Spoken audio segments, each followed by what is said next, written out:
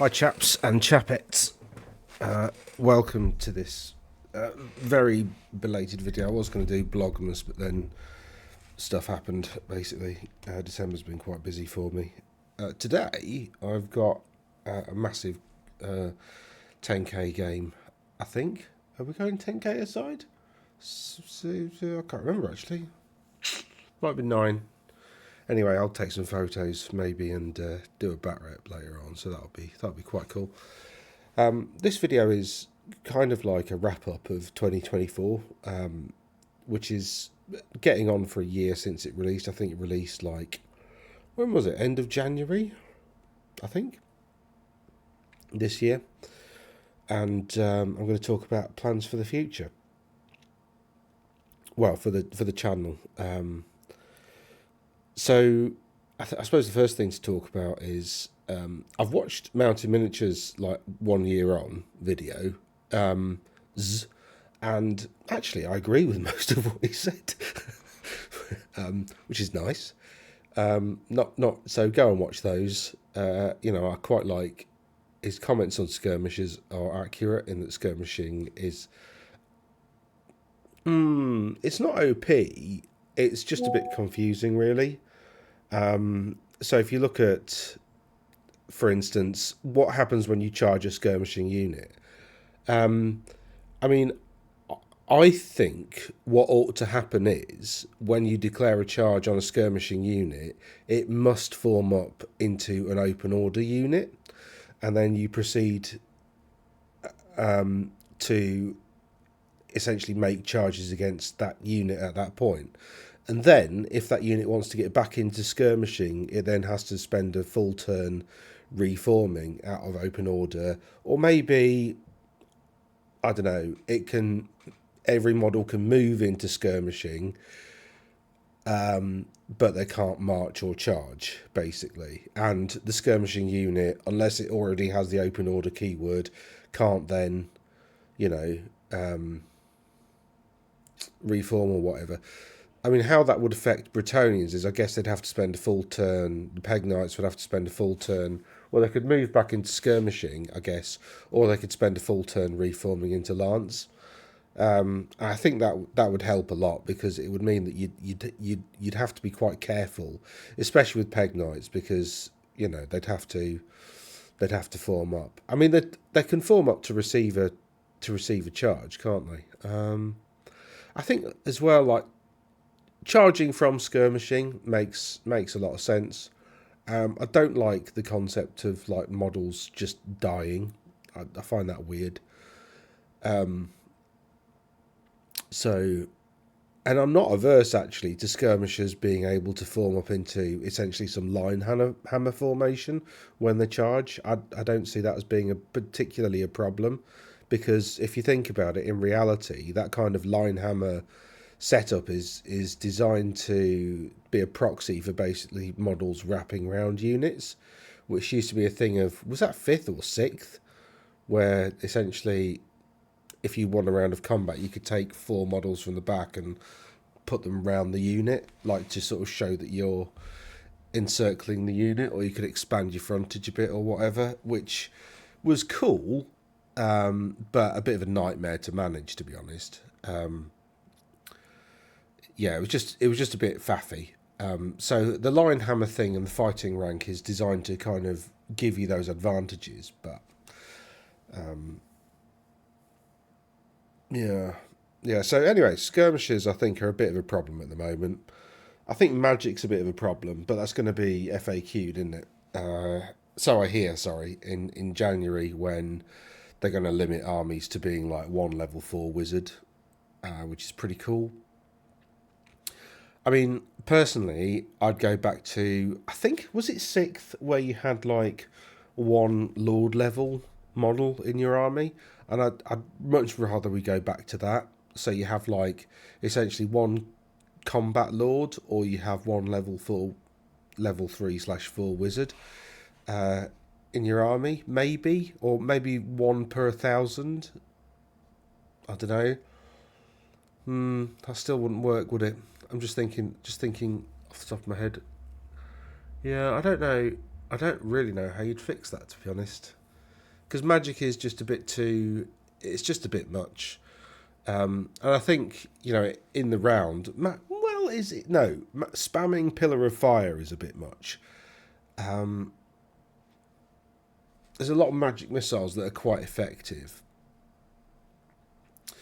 So you can make a magic gun line. I played a guy with orcs and goblins. And what was I playing with? I think my chaos list, and it was actually a fairly competitive chaos list. I mean, to be fair, I didn't play very well. But but he just tabled me because of all the shooting and all the magic. I think he had like 3 level 4 wizards, and loads of poison shooting and loads of bolt throwers, and I just couldn't get across the table. Basically, it was horrendous. But I mean, I did make some massive misplays. So yeah, I think magic's slightly a bit of an issue. I think they're restricting it to 1 level 4, so you can have a level 4 and then you can have another level 3, which I don't think is enough of a restriction, to be honest, because there are loads of methods to effectively make a level 4 a level 5, and obviously that's the same for making a level 3 a level 4. For instance, the one that springs to mind is for chaos, you've got, you can have a Tzeentch wizard lord that's level 4, and you can give him a spell familiar and stick him in a unit with a unit strength of 10 or more that's also marked with Tzeentch. So now he's casting 5 spells, and also he gets +5 to cast. So he's effectively a level 5 wizard. And, if that was a level 3, you've effectively made a level 4 wizard. So it's not that much of a restriction, to be honest. If it's true that they're limiting it to 1 level 4, but you're allowed unlimited level 3s, that doesn't make much sense. And wizard lords should be rarer in general. Magic's supposed to be quite sparse in the lore at this point, so I'm surprised that they didn't really account for that on the tabletop. They've made magic quite good, but not overpowered. Unless you really lean into magic, and then it's very difficult to combat that kind of army, especially if it's like a double dragon style list with like 2 level 4 wizards, and that's quite difficult to deal with, because you've got the added challenge of those 2 level 4 wizards being on dragons. So it's 2 dragons with a lot of output. I quite liked his comments on magic artifacts, in that there's a lot of magic items that are quite overpowered. Overpowered, is overpowered the right word? There are quite a lot of magic items that are very, very good. There are no magic weapons that are very, very good. There's like, I look at magic weapons and I just think, why bother? Ogre Blade maybe, but then I'd rather pile stuff into like defense maybe. Like, there's I say none. There's very few magic items that are actually any good. Especially for stuff like Warriors of Chaos, where your basic hand weapon already has magical attacks and already has 1 rend. On models with loads of attacks and high strength and high weapon skill and relatively high initiative already, you don't really need to upgrade them, because if you look at the Chaos magic weapons, a lot of them are basically just, like the Biting Blade, you get 2 rend and Armor Bane 1. It's like, well, that's only slightly better than a normal hand weapon, so why bother paying the, 20 odd points for the upgrade? I mean, what does that really add that much? Sword of Might, for instance, is basically +1 strength, and it's like, well, is that really any better? So yeah, I mean, yeah, there's lots of rules for like single hand weapons that probably should be spread to like all weapons taken within a faction. For instance, Dark Elves with the murderous keyword, in that literally the only character that can benefit from it really is like because you can't use it on double hand weapons. It's like a bit of a buff for like witch elves, but really it's only the sorceress that benefits from the murderous rule, really. And which is reroll ones to wound, so it's not it's not +1 to wound. It's not massive. It's just like makes your wound rolls a bit more reliable. That seems like an oversight. And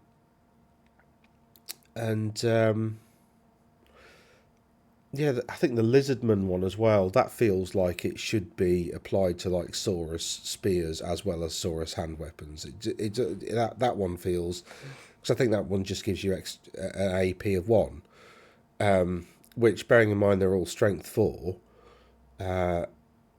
historically they would have had AP 1 for them being strength. So there's a lot of stuff like that kind of, you can see what they've tried to do with the rule set, but it just feels like a little bit. There's a few little cock-ups. Definitely in the legacy factions. Definitely in the legacy factions. There's a lot of mistakes, I'd say. The Skaven book, for instance, is really terrible in general. Like, there are some good choices in there, but there's nothing that's very good, and there's nothing really that can deal with dragons. And you see this with Skaven in general. Like, if somebody does well at a tournament with Skaven, you look at their opponents and they've not played against a dragon. So in general,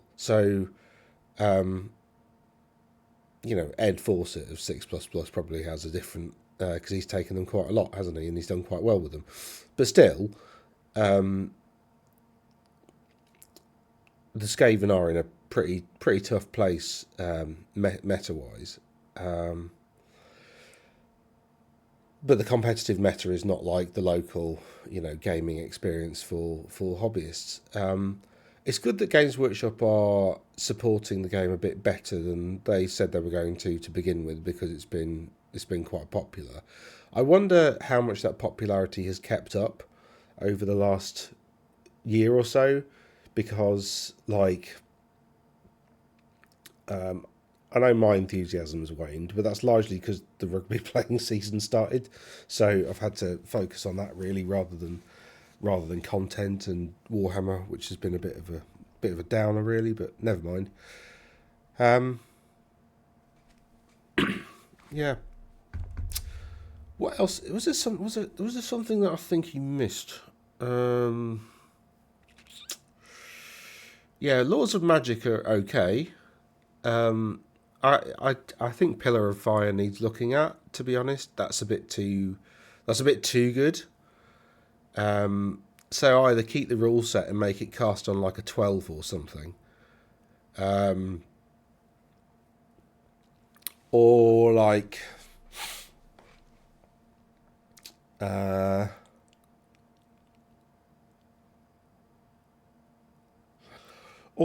with Vortices in general.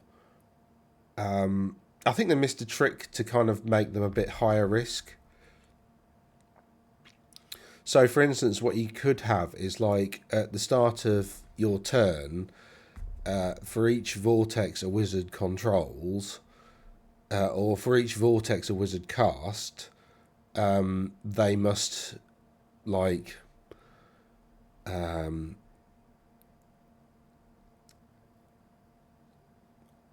I don't know, recast it maybe at the start of the turn. This casting roll cannot be dispelled or whatever, because it's not a casting roll; it's a sustenance roll or whatever. So you just got to keep it alive, and that's obviously more chances for dispels and for things going wrong. And it's not a casting roll, so you don't get any of your bonuses or something like that.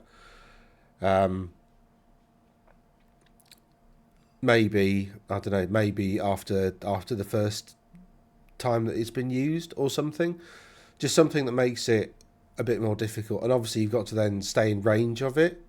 Or maybe Pillar of Fire, you've just got to stay in range in order to be able to control it. So you've got to be within the casting range in order to control the spell. I think that's a better solution, actually, because it makes your wizard easier to kill then, doesn't it? So you can't, Because essentially one of the things, especially that the Wood Elves do particularly effectively, is you take 3 units of Sisters, you give them all Pillar of Fire, they kind of zip in, cast 3 of them like close to the opponent, and then they all 3 units just bugger off and get out of dispel range, so they can't be dispelled. Or that's the other thing, like have the dispel range measured to the vortex itself rather than the wizard that cast it. Maybe that's a way of leveling the playing field. But there's a lot of, I suppose the problem with that though is that a lot of the other vortices aren't really that good. They're okay, but they're not that good. The necromancy ones are particularly bad because they stack. And again, wizards can essentially stay out of dispel range and cast a lot of leadership debuffs, and then hit you with something that requires a leadership test, like a Casket of Souls or a Banshee or a Terror or a Scream or whatever. So those 2 vortices in particular are a bit of a problem. Yeah, maybe dispel range is measured to the vortex itself rather than the casting wizard. Yeah, that's probably the solution, isn't it? I mean, you could go for something like, and the wizard, because they're maintaining the vortex, cannot cast any other spells, and if they do, then the vortex it essentially just collapses, and is removed from play. That seems a bit too much, though. I wouldn't, and that wouldn't fix the problem with the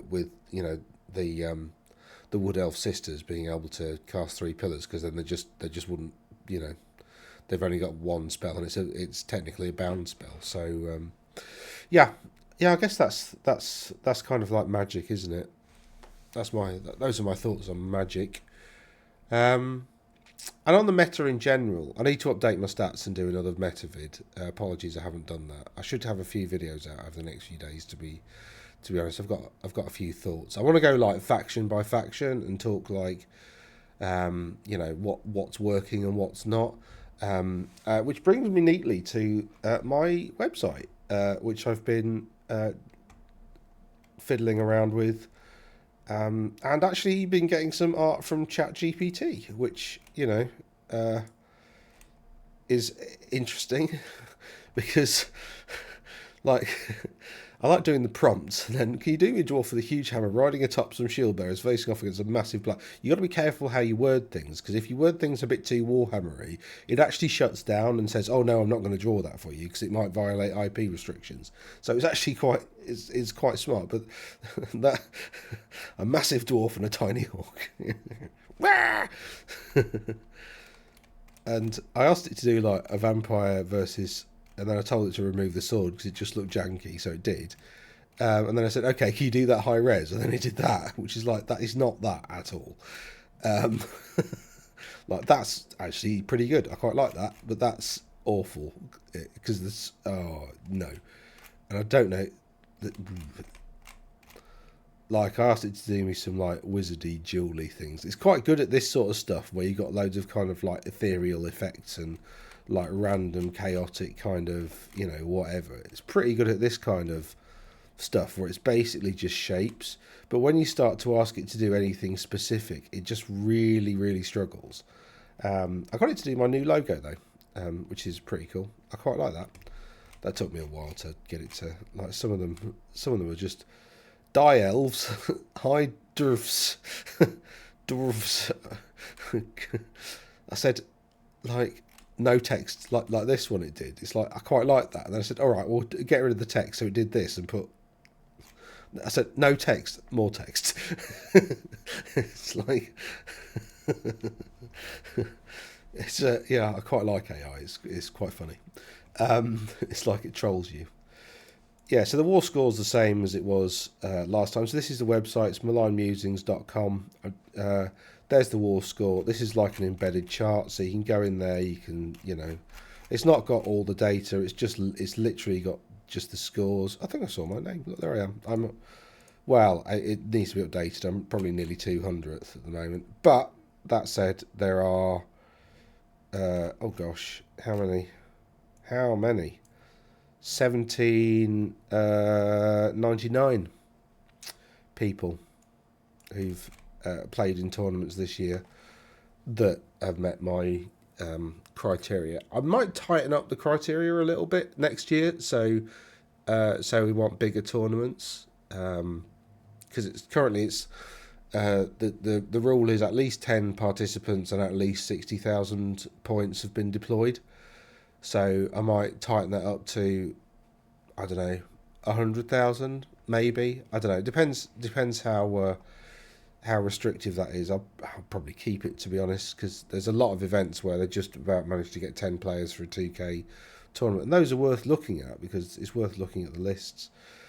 There's an event listings bit of the website. Ignore that. I'm still trying to get that to work so people can like list their events and take tickets and stuff through this, because I'd like people to be able to list their own events. A, so I'm aware of them.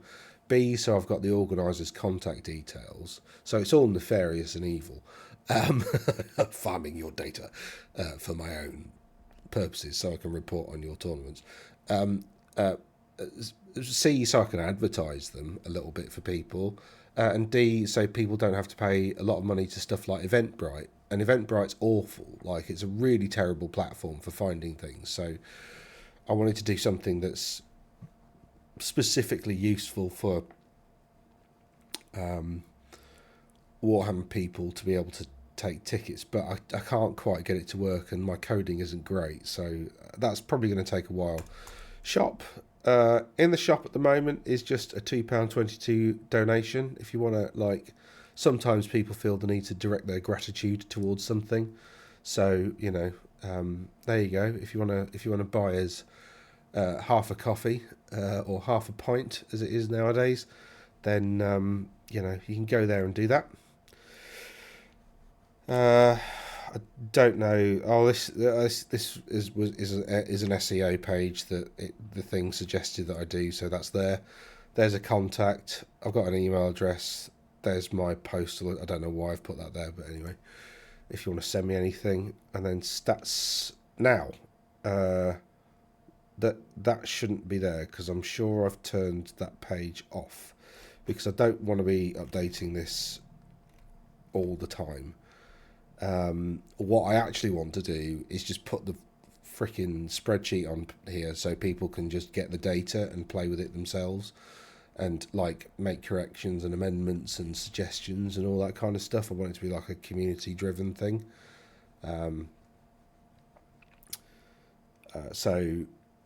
But embedding a spreadsheet in a website seems to be impossible for some stupid reason. Now, oh, hold on. Have I... Maybe I've not published that.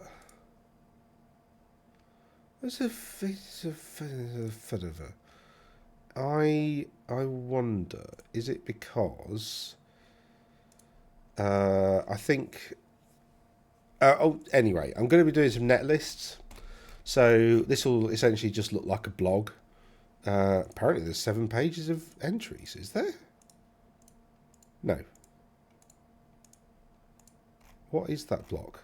Anyway, I need to finish that bit. But there will be some net lists at some point in the future, and these are the ones where I'm going to look at the best list per faction, or not the best list, but something that I see at tournaments commonly. So, for instance, Bretonnian Exiles, there is a net list forming in that I've seen this similar. I think it's Lunar Valentine's list. People have just started copying that, to be honest, but it is very good, and I can totally understand why, because it's very good. It's very effective. It's got lots of cool bits in it, and it's basically like 2 units of Pegasus Knights, 500 points of chaff, 2 bombards, Green Knight, and then some heroes on Royal Pegasi. And that makes up your 2K list, and it's very, very effective and has won a lot of games.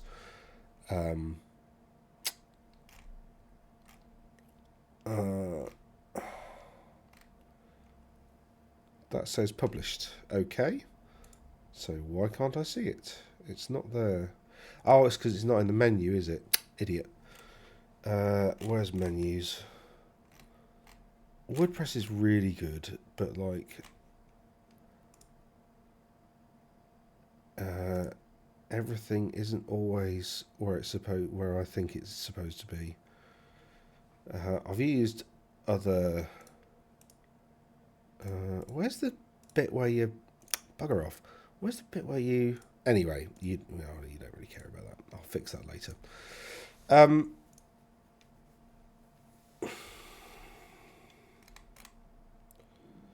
No, seriously, where is the bit where you edit menus? Arg. I'm sure. Oh, is that in appearance somewhere or something?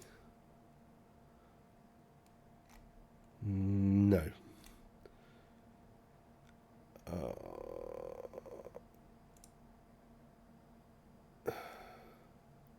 No.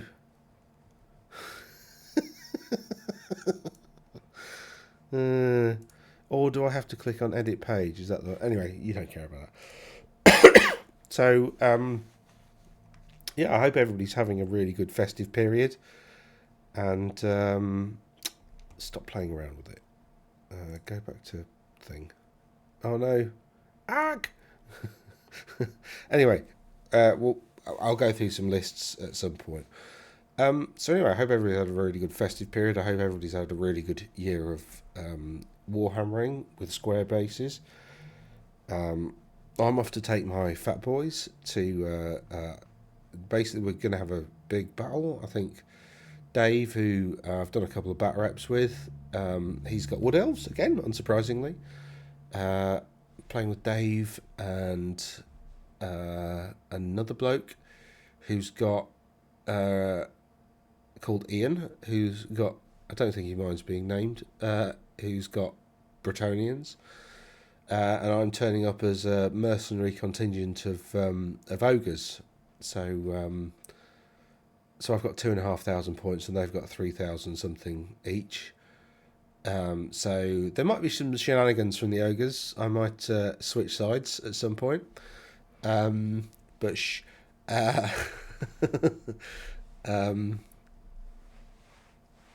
Don't know yet. And on the other side, there's what are they playing with? Chaos Dwarves, Dark Elves, and Tomb Kings, I think, are on the other side. I thought it was a bit weird that Tomb Kings were on like the bad guys' side, because Tomb Kings are kind of like...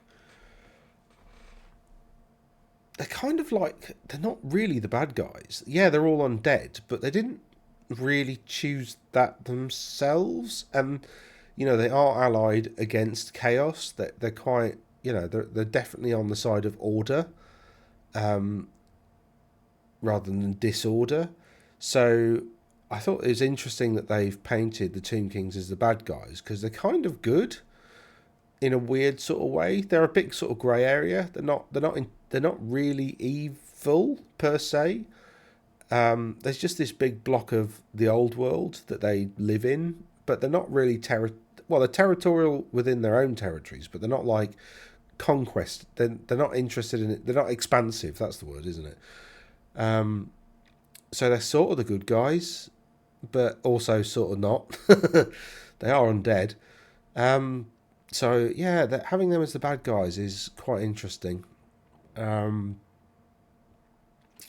again, having like orcs and goblins as the bad guys as well. I mean, this is why I kind of like in AOS how they've sort of put the factions into like order, chaos, destruction, and death. And that death they have their own priorities. Order are sort of expansive, but they want to spread what they think civilization is. Chaos is expansive, and it wants to spread what it thinks civilization is, which is, very, very different to what the Order people think. Order are interested in like democracy and justice, sort of, and they say they are anyway. and Chaos are interested in essentially, freedom. Sort of. They're not, but they say they are. Um, and then you've got Destruction that just want a good scrap, uh, which is, interesting. So, yeah, yeah. Anyway, this is supposed to be about the rule set a year on, isn't it? Yes, they are sort of fixing skirmishers. I've been on a 10-minute segue talking about utter bollocks as usual. Um, yeah, is there anything else in the rule set that I wanted to talk about? I did write a list down, but I've left it next to in the kitchen next to my tin of rain, which is like it's like a caffeinated drink with a bit of protein in, basically. Well, BCAAs, which are 4 of the 20 components that the body needs to make proteins. Anyway, yeah, anything else in the rules that I think are a bit broken or a bit... It is just... I think Tomb Kings are a bit of an issue in that they are...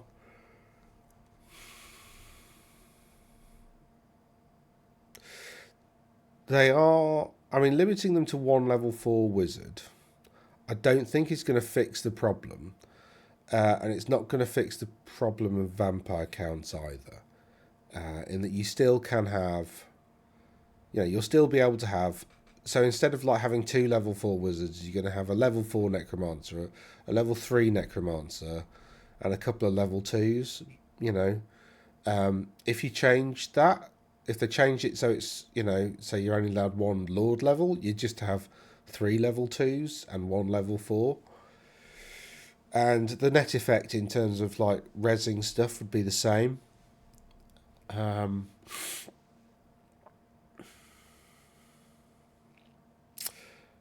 Yeah, I think the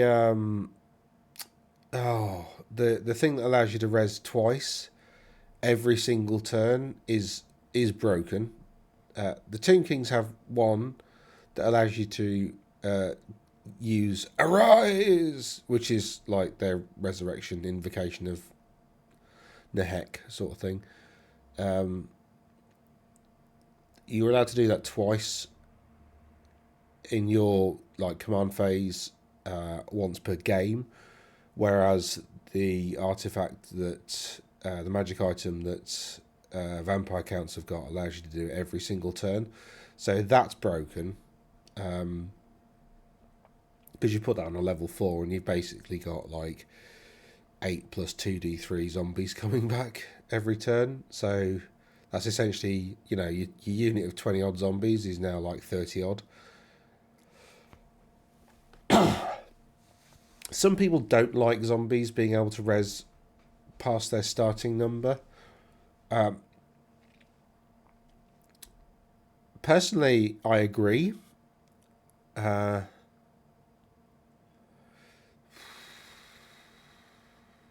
agree up to the extent that having like it's a law it's a principle of law for me in that if you've got serried ranks of infantry all sort of ready for battle, but somehow they just find some random corpses to add to the zombies, like whilst while they're just stood there, like I think you they should have to have lost some models first, because then like at least they're in combat and whatever. And I think like the mechanic is supposed to simulate like them getting into combat, killing stuff, and then making zombified versions of whatever they've killed. They are terrible in combat, so they're really unlikely to actually kill anything, apart from just like solid line troops. So I think that res ability should be tied to them causing casualties somehow, rather than it just being like a random number just get resurrected and the unit grows and grows and grows. Because a zombie's a zombie's a zombie, right? I think you know, maybe it's something like, you know, if a unit of zombies, I don't know, rolls a 6 to hit, for instance, that hit automatically wounds. You are allowed an armor save, but if that, you know, brains attack or whatever you're going to call it, is successful and successfully slays an enemy model, then that model is brought back to life and you may add a single zombie to the unit. You know, and lore wise, it's like, oh, they chewed an arm off an ogre and the arms become like a zombie on its own or something. You know, whatever. There's there's a way of explaining that kind of makes sense within the lore, but the way that the zombies are at the moment, they're just it's immersion breaking a little bit. What else? Screams are an issue. Should not be allowed to be cast into combat or used. The ability should not be allowed to be used in combat, and the ability should not be used to snipe at characters. Like, it's, you know, ignoring the usual like line of sight sort of stuff. Like, even way watchers, even way stalkers can't ignore the, you know, if a unit's behind it, if a hero's behind a unit, you can't shoot it. I don't think way stalkers can. I think they can only pick out models within a unit and snipe at them. Same as Hochland long rifles. So, like, and Thingy's wonderful arquebus. So, yeah, I mean, I don't know why the Scream is so powerful or why they've written it to be so powerful. And actually, we've seen quite a few vampire lists do quite well that don't need multiple Screams and loads of zombies and necromancers and stuff like that. So that it's not necessary to go down that path. So, you know, yeah, I think that's a bit of an issue. The Empire book looks all right. Weird restrictions though. Weird lists. They've done exactly what I hoped they didn't, and they've gone for a very lazy cavalry heavy list, and then quite an interesting Nuln list, which seems to be what they're doing with every single faction. They're going for like some kind of artillery, infantry sort of heavy list, and then some kind of cavalry version of the main faction. So, you know, I'd imagine when they get to high elves, or high elves, let's actually have a look at some of the. Let's have a look at some of the articles that they've put out. I guess this is becoming a general vid, isn't it? I'll talk about Empire when the book's actually out. So there's a lot about Empire at the moment. How to paint the steam tank. They've got some nice models, actually. The Grandmaster of the Knights Panther is pretty cool. I don't like the rules for the Knights Panther though.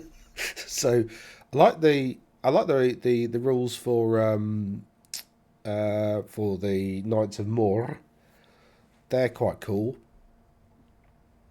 I had a look at the square based take on that stuff, and I thought that was quite insightful, quite interesting, useful video. I'd go watch it if you haven't already. They've actually, you know, it's a pretty good analysis this time. I think this one absolutely was on the mark. I mean, they're normally pretty good, but this time absolutely bang on in pretty much everything they said, apart from, I think, what they didn't think about was with like the nightly orders. Basically, the list that you're going to end up with is going to be you've got to have so there's a core tax of one nightly order unit, just a basic nightly order unit, and they get very few buffs from like going in any particular nightly order, aside from White Wolf, I think, because they all get Furious Charge, which is pretty cool. Um,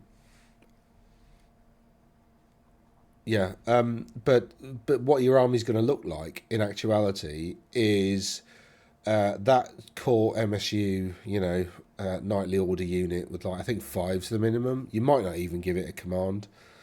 You'll just take it as like a core tax thing, and then you can take it in one unit of inner circle knights as core. So you can make that your big inner circle knight unit, and you're also allowed to take Empire Archers as well. So like you'll probably see three of those units because they're useful for just like blocking people and making sure that you get the charge and just getting in the way generally. They're pretty good at that. Or maybe even hunting down war machines and doing that job while the knights finish off whatever else. So you're going to have like probably 3 units of Empire Archers, your core tax, and then you've got therefore about 300 points to spend on a big unit of Inner Circle Knights in the core bit. And then special, you can take Inner Circle Knights or Demigriff Riders, or a combination of the both. So I think like if you're Nuln, so a lot of the bonuses that were for like characters and Inner Circle Knights, that is actually going to be most of your army. So, actually I don't think those bonuses are particularly. I don't think any of the bonuses are particularly bad because you can get them with like most of your army, or most of the bits that you want to stay alive. And in fact, I'll just get the video up and we'll have a look. So this is the made to order stuff. War wagons. You can take like 6 in a unit in an army, because if you've got like the 1 to 3 restriction, that's fine, because you can put like so you can put 3 of these in special and then 3 of them in as mounts for characters, so you can have 6 of them, and actually they're pretty decent. So it's a heavy chariot, so it's got D6 plus 1 strength 5, I think, AP2 impact hits, pretty nice. And it's got D3 plus 1 stomps, which have no AP because it's not a behemoth, so it doesn't get thunder stomp. But yeah, it's pretty cool.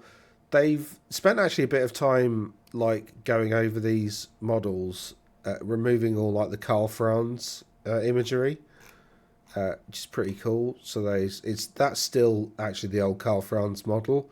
They've just removed the Karl Franz imagery off it. I think it was on the shield. There was a KF or something. But yeah, so they've remodeled bits of it. I quite like that model. It's quite a cool model. That's horrible, but they're bringing it back for made to order. These are pretty cool. That's a bit derpy nowadays, isn't it? It's funny going back and looking. Are these new? I think if these aren't new, they were released towards the end of 8th and early noughties. Engineers. Pardon me.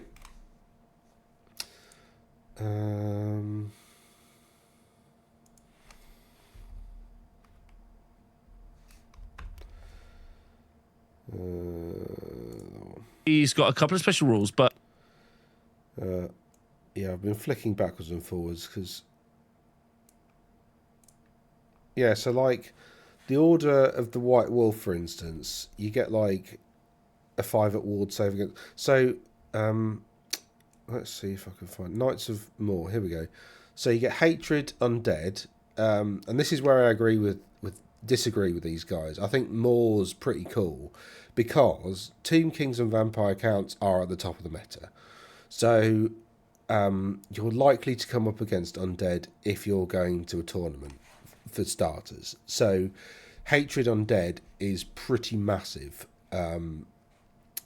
because if you're coming up against Tomb Kings, then re-rolling all your hits, just brilliant. 6 at ward save against any wounds suffered that were caused by a non-magical enemy attack. I mean, but 6+, that's that's pretty good. And then also, like I said, most of your army will also get fear and get magical attacks. Now, magical attacks is quite big because the other thing that you're going to come up against towards the top tables is the Green Knight. And if you don't have magical attacks, you can't hurt him. Now, most of their cool stuff can. So, Knights Panther... And the other thing about the Knights of Moor is the army composition rules. So you've also got like... So one of the problems with this... So what you actually get if you take a knightly order is you get... dependent on what knightly order you're going for, this is what you get for restricting yourself and not sticking. So these knightly orders, they are points upgrades to normal knights now. So any army can upgrade their knights to be, to be that. So you could have like a unit of Knights of Moor in like a normal list, and I think that's probably where you're going to see, where they're going to see play. The only issue is you only allow one Knights of the Inner Circle in your army. So, if you're taking a normal army, what are you going to go for? It's going to be Knights of the White Wolf. But anyway, Knights Panther can take Inner Circle Empire Knights of the White Wolf. So if you're going to take Knights Panther, your core tax is probably going to be White Wolf Knights. Because they get Furious Charge, probably. Knights of the White Wolf can take Tutagen Guard as special choices, which are like heavy infantry, basically. And they get something else as well. I can't remember what it is.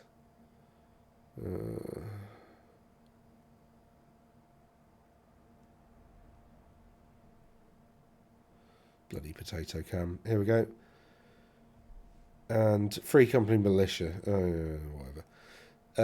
Knights of the Fiery Heart can have Flagellants, which I think they will see play, because Flagellants are quite cool. Knights of Moor can take Wizard Lords and Master Mages, basically. So one of the problems with the Knightly Horde list is, Knights of the Blazing Sun can take level 1s and level 2s and some cannons and shit, but, whatever. But then, so there's the points. But then, so Knights of Moor get Hatred Undead. They get Fear, Magic Attacks for Inner Circle and whatever. Knights Panther get the reroll 1 to charge rules, basically, and Hatred, which is pretty cool. And they get Magic Res 1. For God's sakes. Blazing Sun, I think, are a bit crap. White Wolf get Furious Charge and 5 at ward save against Flaming for Inner Circle stuff. They can take Wolf Hammers, which are basically great weapons with without the Strike Last rule. So as long as they make a 3-inch charge, they get +1 strength. So they're strength +1 anyway, and they're AP 2. So they become strength +2 AP 2 on the charge, basically. And I think that 3-inch rule, they're going to apply to lances as well, in general. I just get the sense that that's what's coming in the FAQ, because that applies to impact hits, it applies to these things, so it's probably going to apply to lances as well.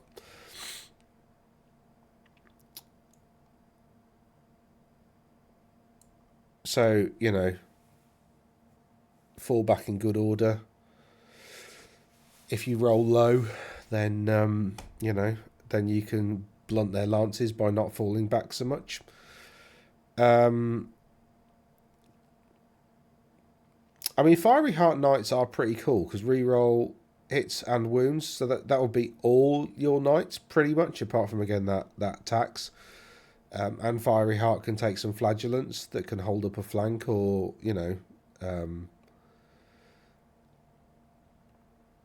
that can hold up a flank. And because, essentially, if you've got 30 Flagellants, they're actually they're not massively expensive. So 30 of them is like a nice brick that you can essentially put like either on a flank or in the middle of the army. It's like a focal point. And they've got to all die, because you can't break them. They're unbreakable.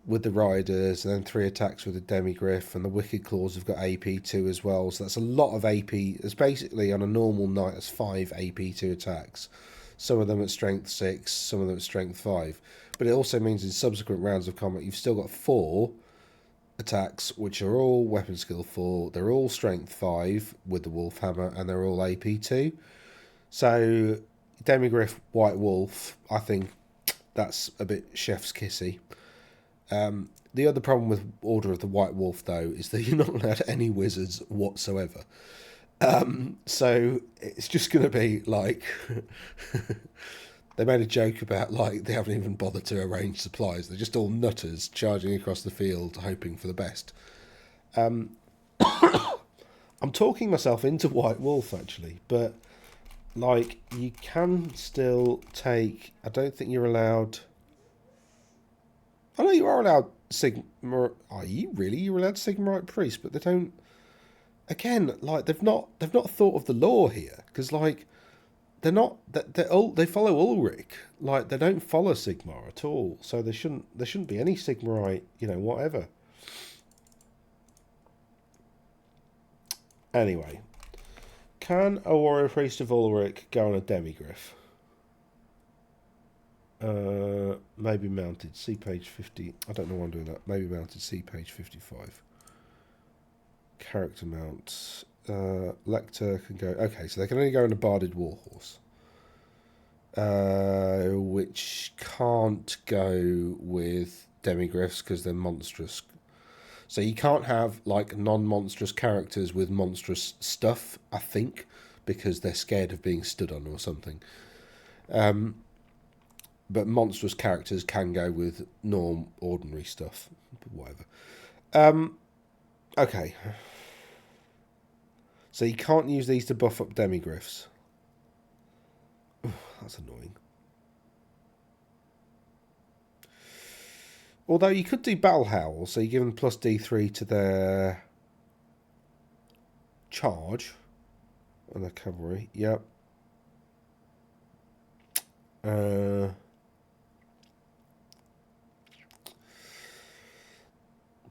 You could put it in like a unit of inner circle with those weird great hammers, giving them multiple wounds too as well, as like basically 3 attacks each. So there's a lot of play that you could do with, and that's just a leadership test thing. So you can't. You can't do anything about it. And then obviously, it didn't restrict you from taking warrior priests of Sigmar either. So, you can you can take a warrior priest of Elector of Sigmar and a high priest of Ulrich, and put them in an inner circle. Have they got? They haven't even got Knights of the White Wolf, have they? So you can put them in an inner circle unit. So these would go up to like 31 points each or something. So you take 10 of those, your 2 lectors, give them all great weapons, furious charge, blah blah blah blah blah. They re-roll any hit rolls of a natural 1 anyway. So 2 attacks each with like great weapons that don't have to strike last. Re-rolling. Was that Sigmar 1?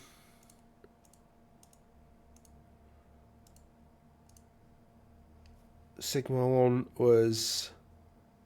You get a ward save. Oh man. Yeah, okay, so reroll hits and wounds of 1.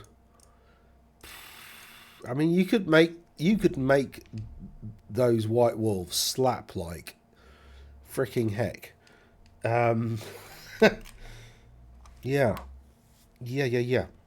I quite like that. I'm getting quite excited about this. Although I thought this was the lazy one, it's actually all the combinations are pretty cool. And Knights of more. What's their other bloody restriction? I also quite like the Knights of More because they're easy to paint because they're all black. Oh, not like any priests at all. Ooh. Yeah, priests are a bit more reliable. They can't miscast. That's the other thing. Whereas Have it with not Empire. having a level 4, you know, Knights of More. And you get to roll your R's. There you go. This is somebody's actually converted it to have like a little shroudy sort of thing. Ah, they've used the Chaos Knight heads as well. Cool. But yeah, that's kind of what you'd expect for the Knights of More. Lots of skulls and white horses and black armour and that kind of stuff. And yeah, they did have amethyst plumes. That's correct. An amethyst, because amethyst is the colour of death, apparently. So that's all cool. Oh yeah, and then I best talk about. This is what this bloody thing feeds me. It's either Warhammer or bloody girls gyrating. He's got a couple of special In rules. the shorts bit, anyway. I mean, the algorithm's smart. It knows I'm like a middle-aged bloke, and therefore I need that sort of content. And I like Warhammer, so obviously I like cosplay. And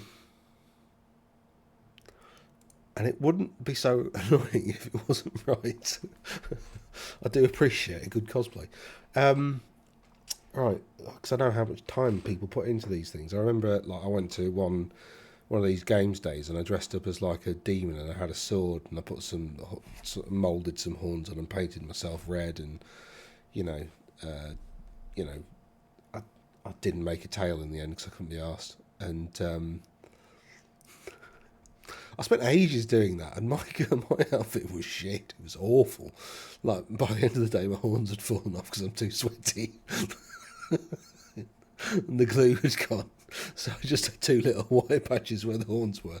And I was just basically an angry man walking around with a sword. I don't know how I got let in because it was a proper... No, it's proper... It's there. It's a proper metal, you know. Anyway. I remember, yeah, I won't be allowed in nowadays, but I remember getting there and they said, "Oh, just don't take it out." I'm like, okay.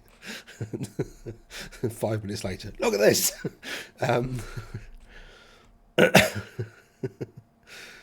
Right, so Nuln, no wizards, and you get like Nuln state troops and Nuln veteran state. You've got to take a regiment, which is a unit of the core stuff and a detachment, although detachments get rules. Yeah, I mean...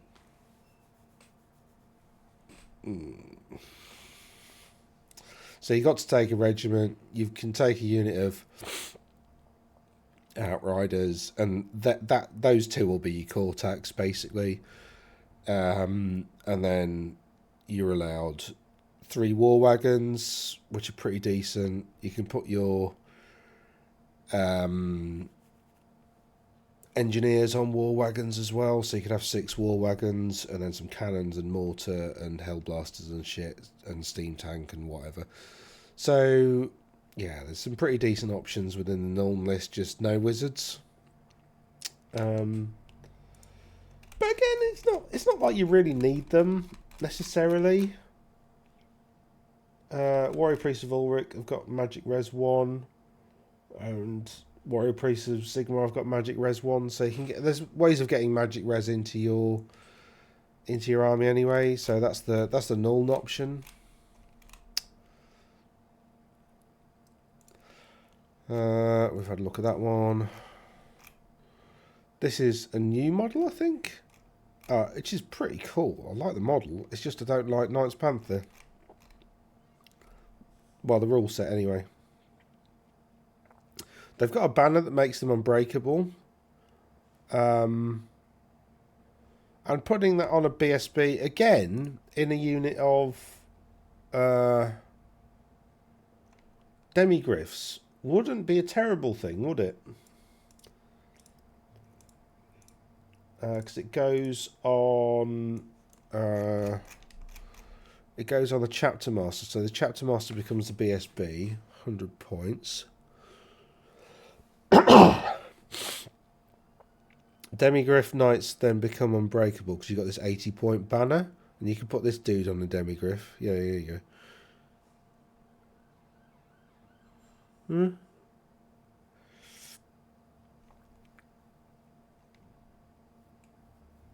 Yeah, and a big block of Demigriffs that are unbreakable.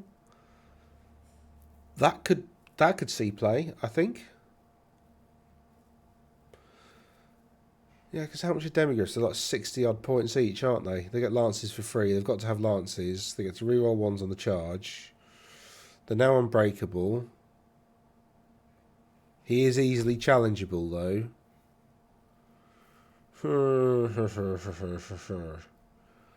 You'd probably want another chapter master in that unit. So you can sacrifice your champion and your chapter master before he gets challenged out and dies. So, meh.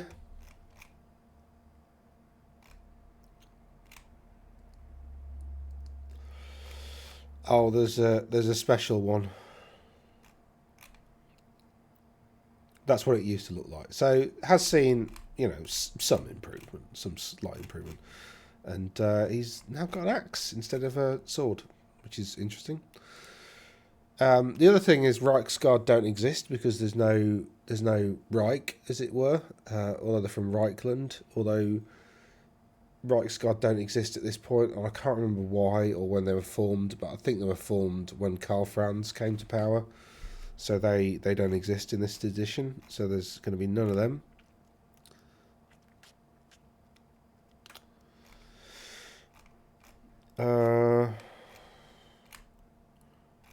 And these are all the models that are coming back, and some new wizards. These are pretty cool.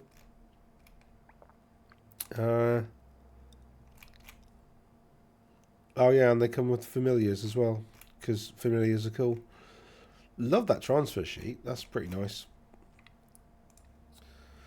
So yeah, I think that's a general update on where things are. I've told you what I'm going to do with the channel over the next year. I plan to get more content out. Really, I want to go through like I said, probably going to focus through January. I need to get the meta updated. But yeah, go and have a look at the website. There's not a lot there. If you fancy buying me half a pint, I don't need money. I'm just I like to occasionally give people money if I've appreciated some of their content. And my goal really, I mean, it would be nice to have some, because my goal really is to make running this channel and website and shit to be cost neutral, so it doesn't really cost me anything. So the website and stuff, it costs me I don't know, it's not a lot. It's I don't know, 50. It probably cost me 15-20 quid a month for all the bits, all the website add-ons and stuff like that, and software and so on and so forth. So yeah, there is. It's not free. And the other thing as well I wanted to do is do some magic cards and stuff like that, and that's just taking ages. Just because I found some manufacturers where you can upload your designs online, but every time I upload the design, it's wrong, and then I correct it and then do a test, and then it's right, and then then I go and correct all of them and upload all of them, and then that's wrong again for some reason. So, but yeah, essentially, eventually, we should have some magic cards and maybe some custom dice and stuff, and if I can be asked, maybe some merch, but I don't think I can be asked. If that's something you want, please do let me know. Yeah, cool. All right. Well, we're up to an hour. I'm going to go and have some eggs. So, comment, subscribe, all that, and yeah, I think that's it. So I hope you have a great and prosperous 2025, and I hope you've had a pretty decent festive period. Mine's been all right, actually. been quite quiet. I don't like Christmas because it's a bad time of year for a whole variety of reasons. New Year's though, that's the one that that's the one that we go for. Anyway, Toodle Pip, happy Hogmanay.